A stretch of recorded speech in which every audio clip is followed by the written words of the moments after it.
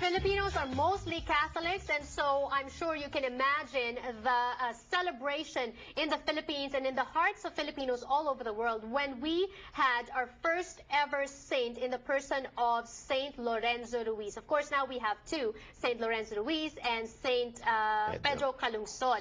But for this purpose of the show, we are getting to know Saint Lorenzo Ruiz because there is a musical that's going to be honoring him and his life. Father Tony is joining us here on the show from St. Lorenzo Ruiz Parish in Walnut City, California. Hello and welcome to Kababayan today. Thank you for having us. What is, Father Tony, what is so special about St. Lorenzo Ruiz? Well, of course, particularly for us as Filipinos, he's our first saint. Yes. And therefore, he carries for us a certain ethos of faith.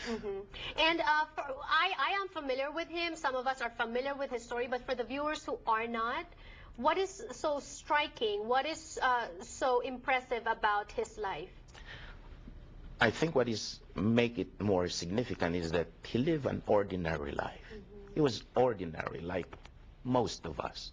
He was a family man with 3 children, but in that ordinariness comes the holiness, being a saint, because of the faith he carried at home, or he lived the faith at home. And refresh us a little bit, and I know we will watch this in the play, in the musical. Ano pong nangyari nun? He was being asked to denounce his Catholic faith, and he didn't, despite all the tortures, right? Yes. Yeah, and we're going to see this in the play. What is the inspiration behind the play? Why are you creating a musical? Well, I think the background for me, why I wanted this play is I've been in the parish of St. Lorenzo, and by the way, it's the only parish here in the United States that's under the name of St. Lorenzo Ruiz. And I've been there 8 years, and we have grown.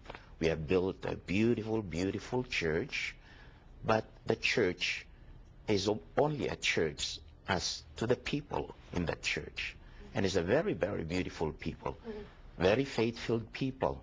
And that is my first inspiration. Second, of course, we know that this year is a year of faith, declared by our Holy Father. So I've always been thinking that we celebrate every year our Foundation Day, Feast of St. Lorenzo, at the end of September. And so this year, I thought in the year of faith, how can we reimagine the faith? The faith that is a treasure, particularly among us Filipinos, in a sense that it would indeed reawaken, a deeper sense. Reignite, rekindle, and also inspire us to be faithful in that sense of the word, right? And what I like about this play, it's an all-original composition written by Naomi. Naomi. Hello, Naomi. And this is going to be performed on September 28th. And that's 7 p.m. In San Gabriel. What are they to look out for? Any special moments for you? Anything that speaks to you from the musical that we should be watching out for? Well, particularly, of course, the whole play is very good in a sense that you can follow through because it's ordinary. But particularly towards the end, at the part where Lorenzo Ruiz had to stand by that faith. And to me, that's what I am looking for, much more than anything else. In the sense that, to live, to die for the faith is a gift of God to some.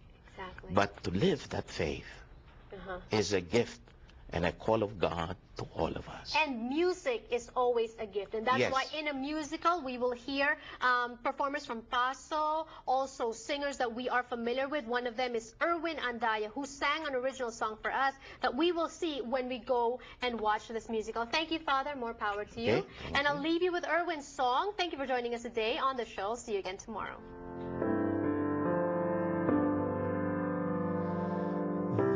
This simple family man who feared our God, in Mary's mantle he found warmth and purged, whom from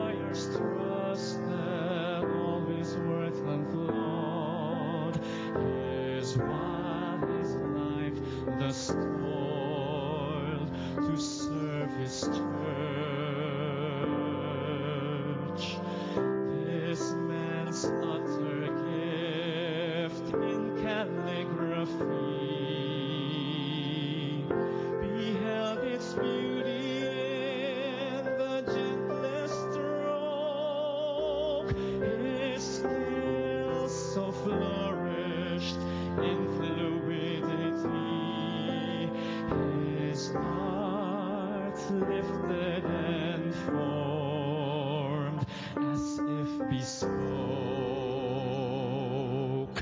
And then of twisted fate, his life but changed. In gloom the passageway to freedom doomed.